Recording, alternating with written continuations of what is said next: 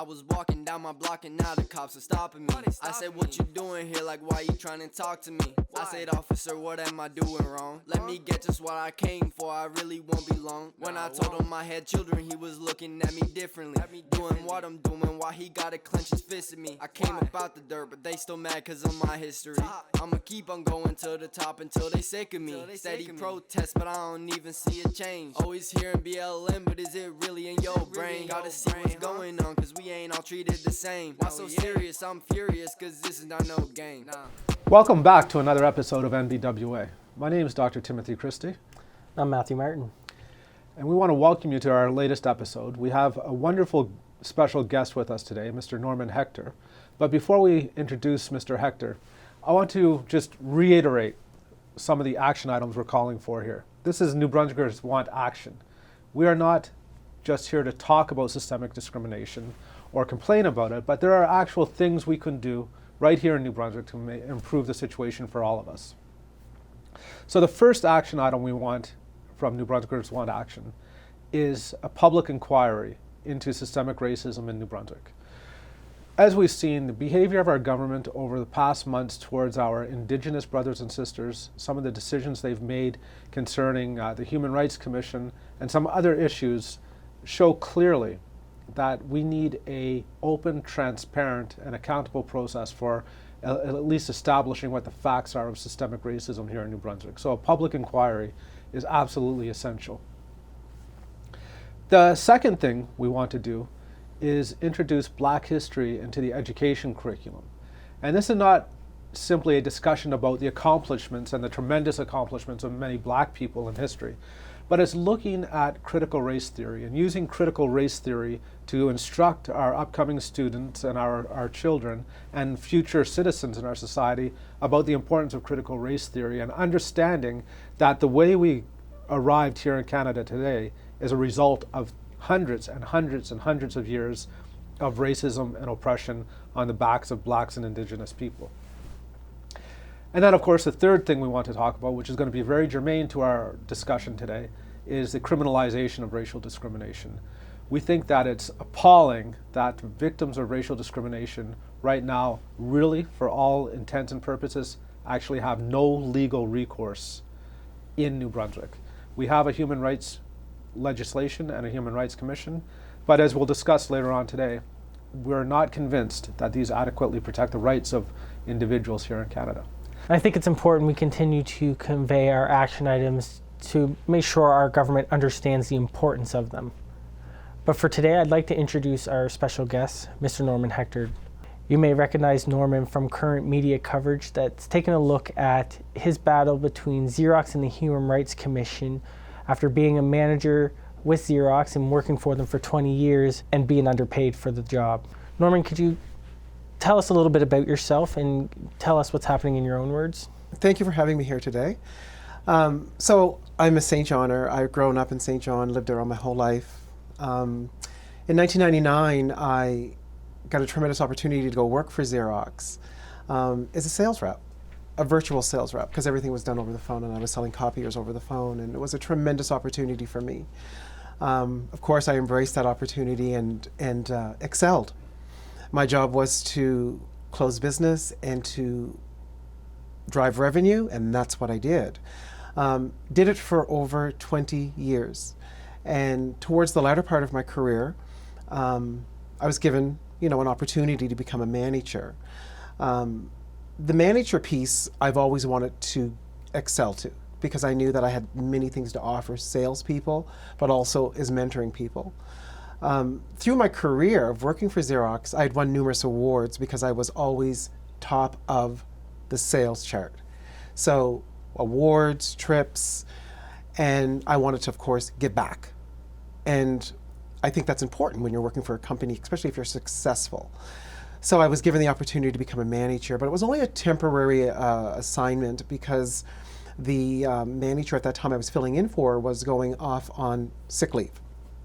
And I knew that it was going to be a temporary assignment, but in my mind, I thought, now's my chance to shine. Now is my chance to shine so I can show them that I can do this job, meaning Xerox. Did the job, did it very well. She came back and I was offered the job full time. I jumped for joy. I was so excited, so happy because I was given the opportunity. But not only was I given that job as a manager, another manager went on to another position and I was given his team. So I thought in my mind, wow, I must have done something right. Because not only am I getting that team that I was temporarily managing full-time, I'm getting another team. So I had 2 teams that I was managing. Through the course of this, and through my journey with Xerox, I had many opportunities. I flew all over the world for them, spoke to customers all over the world for them, and I loved it. And I don't ever say that I didn't love it, because that was my job. And it's hard to say even today that you get up in the morning and you love your job. I loved my job. It changed, of course, because when you're having a conversation about unfair pay, people are very uncomfortable about having that conversation. I, of course, have a name that was very similar to another employee that was with Xerox many years ago. And that person was in HR. And I come across some information that was sent to me by mistake. And I looked at it and I, of course, knew that it was stuff that I shouldn't see. And there were numbers and there were pays, and I looked, and immediately I was brought into a boardroom and made to sign a non-disclosure, which I did, and went on about my business, because I didn't want them to think that I was going to be unethical by sharing any information, even though I signed the non-disclosure. So, Mr. Hector, if I can just ask a quick question here. So the information that they provided to you by mistake had the pay of other managers. It did. And you were in that list as well. And my understanding is that your pay might have been lower than most of the other managers. So at that time when I received it, I wasn't even a manager. I was still a sales rep, So they made that mistake. But when I was offered the position to become a manager, I knew what other managers were making, But you know what you do? You accept the opportunity, because it was a temporary opportunity, until it becomes a full-time opportunity. I knew then I had to have a crucial conversation with my manager. And I did that. I sent her an email and I said, we need to discuss my pay. I know that I am the lowest paid manager here, and I am the only black manager here. I want to have a discussion about my pay. And immediately she said, no, you've been compensated. You've been paid fairly. I said, but you know that I haven't. And you know that I'm so well connected with this company that I wouldn't be sitting here having a conversation with you. Talk to me about what's happening, And she said, well, I did find out, and you are compensated properly. You've gotten all the increases that you were supposed to have gotten. But I said, you know that I haven't. You know that a manager sitting in this building, managing 2 teams, is not making what I'm making. And you know that I know that. She said, well, you need to know that your brand is now being questioned. I said, well, why would my brand be questioned when I'm just asking a simple question about my pay and wanting to have a discussion? And she said, well, just so you know, people are looking at you and your brand is being affected. I said, well, whether my brand is being affected or not, this has got to be addressed. So she went back again and didn't hear anything. And I got to thinking and I thought, is she even actioning anything? Is she even doing anything? So I sat down and I wrote my resignation letter. And I copied in the head of HR, I copied in her, my VP, everybody. And in my resignation letter, I put, I am leaving to go to another job, and they'll tell you that I retired. But when you work for a company for 20 years, you don't quit and not leave with your benefits. So you have to make a conscious decision to make sure that your family's taken care of, because you knew you had to leave to go find another job because you were in a no-win situation. So I wrote my letter, and in my letter, I specifically put, I am leaving my job. First and foremost, I said, I want you to listen to understand. Not listen to react, but listen to understand. Because they weren't understanding where I was coming from. But listen to understand that I don't feel I was being paid fairly or equally. And I sent that to everybody, as far as my manager, my VP, the head of HR. So I left. Boys, oh boys, was I feeling frustrated. I was feeling frustrated because not only did I expect better treatment and transparency from a company that had given 20 years and successful sales and drove revenue strong numbers too. I was disappointed in people that I had relationships with, professional and work and outside, that didn't action or do anything or step up for me and say, we hear you, we want to help you. So the issue with them, you think, was because of your race? Here's what I'm going to say, and I'm going to be very careful when I say this. Do I think my race played a card in it? I believe that somebody sitting at that table when she was having that discussion made a decision to say, he needs to go. Whether it's because of my race or because of other things.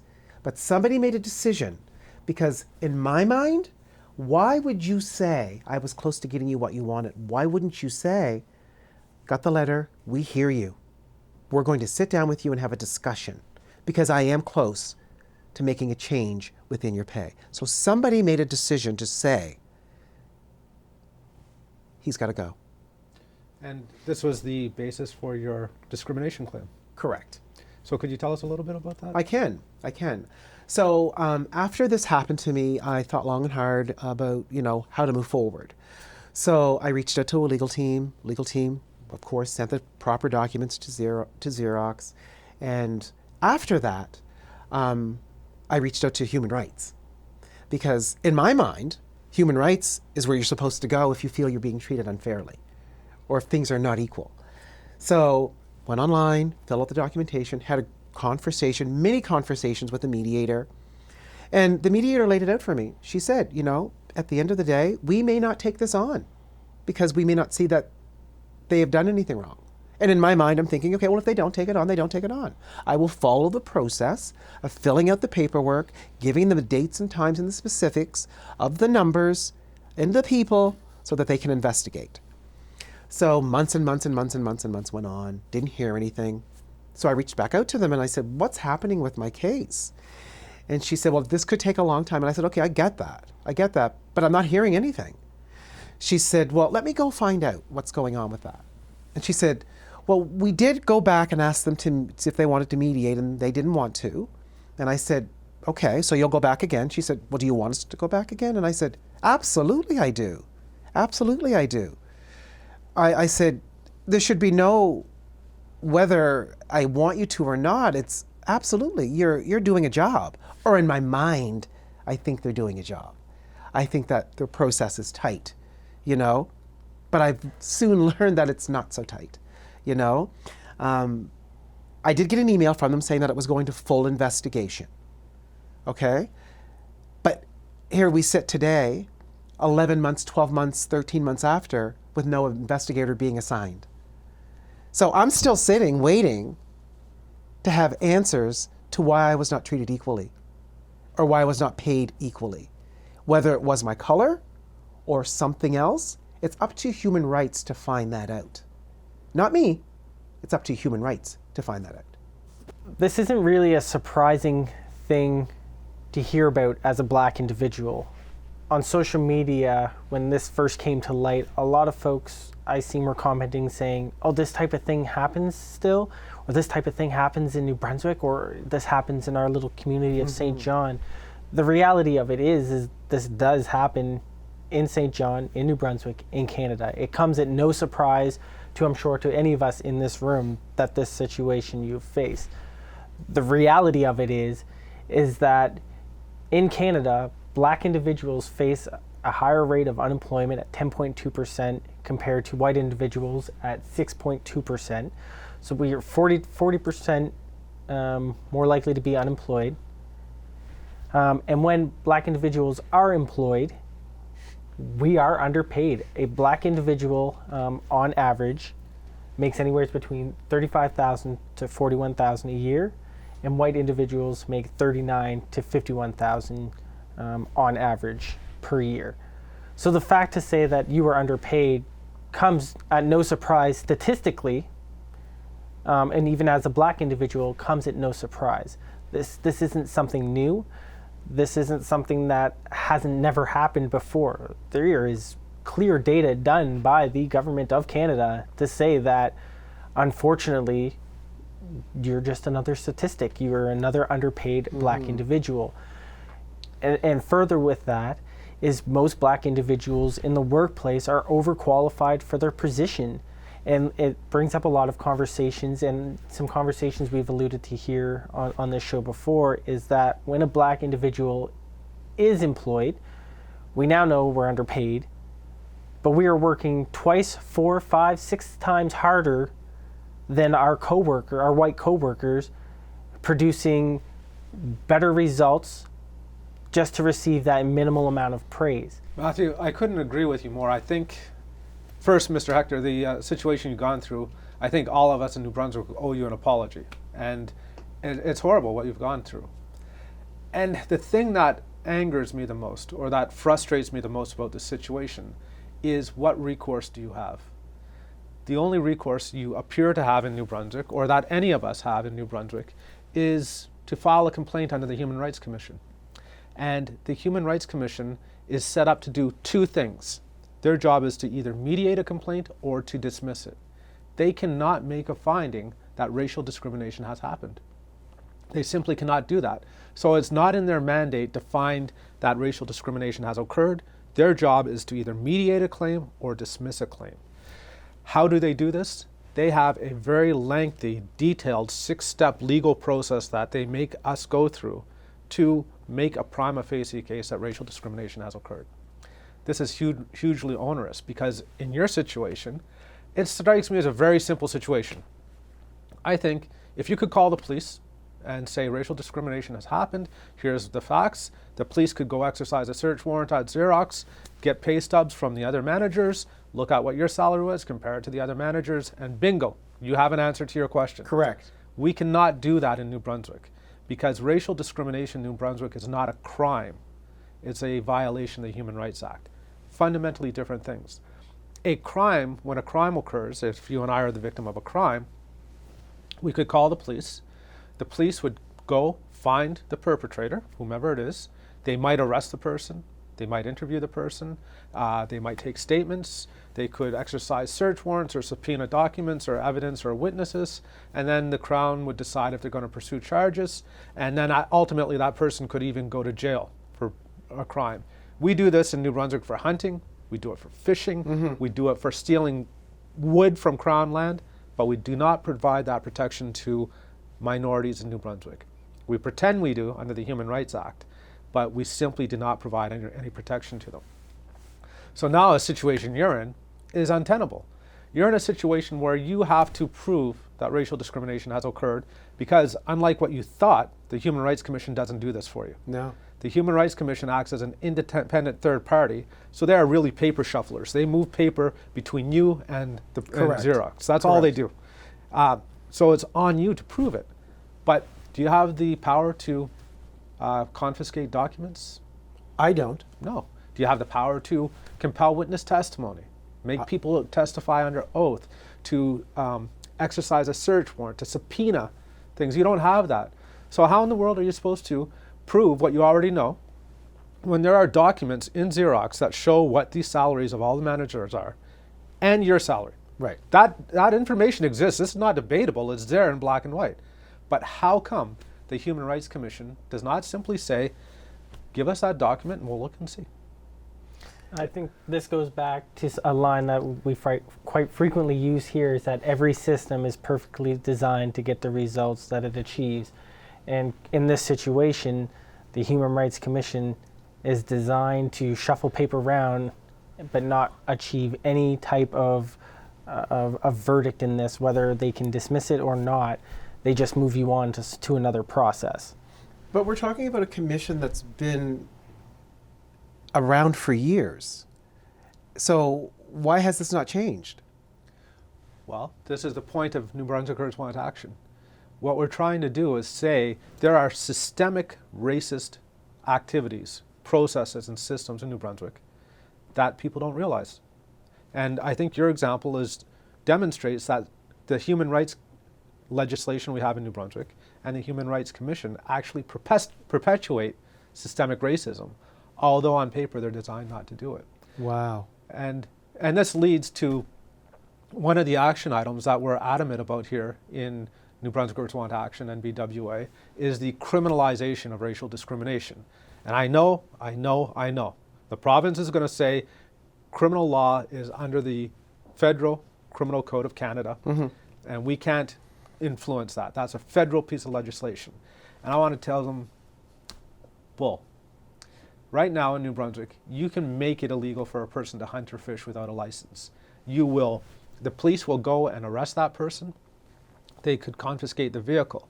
They'll confiscate whatever hunting and fishing things they did. So if it's a fish or animals or whatever, they'll take that. They'll put that person in jail. They'll fine the person. They'll take that person to court. So within New Brunswick right now, we have the ability to do that for racial discrimination, and we're choosing not to.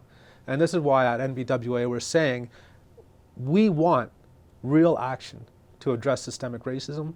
And this is one where we have to provide protection to people that are racialized in New Brunswick. And one of the protections is that the police should protect us from racial discrimination. So when it was illegal for us to sit on a bus, when it was illegal for for Viola Desmond to sit in the white-only section, did the police arrest us? Absolutely. Did they put us in jail? Absolutely. Did they fine us? Did they give us criminal records? Absolutely. But the opposite is not true. When it comes to persecuting racial discrimination in New Brunswick, we do not do what we did when it was just illegal to exist as a black person. So there is no reason we can't make racial discrimination a crime if we want to. And like I said, steal a piece of wood from Crown land and see what happens. They will actually do DNA testing on that piece of wood to prove that it comes from this tree stump that is on Crown land. And we will not do that for racial discrimination. So, Mr. Hector, all I can say is thank you so much for coming on our show today. Thank you for having me. We're going to wrap up, but we want to give you any final words you'd like to say? Well, you know, I think that with anybody watching today can probably relate to this or know somebody that has gone through this. And this speaks volumes to so many people in the world, because when you are frustrated and you don't know where to turn, you think you're going to the proper government professionals to take care of it, but that's not the case. So I would simply just say, don't give up. Keep fighting, keep, staying strong as hard as it gets. Just stay the course. Excellent. Last words, Matthew? Again, thank you for joining us.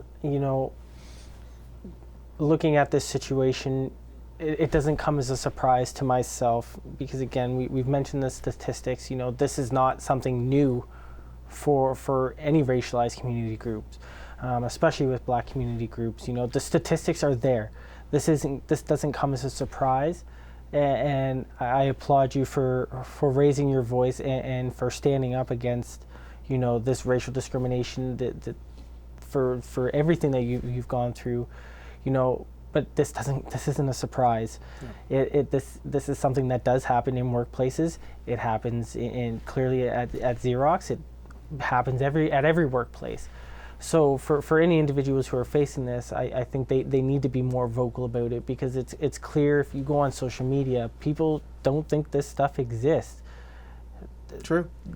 The fact of the matter is, it does exist, and it's time to speak about these things and raise your voice. These things aren't going to go unseen, So again, thank you for coming on the show.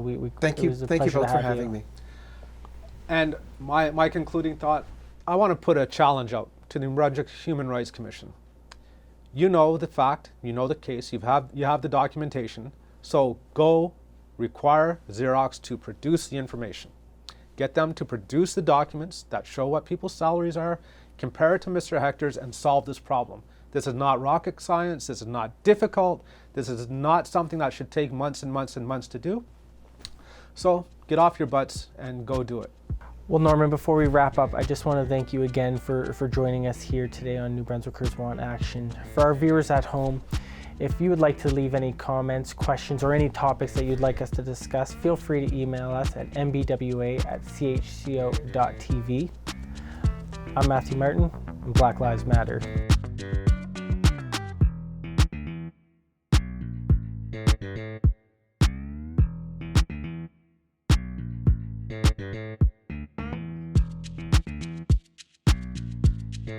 Bye.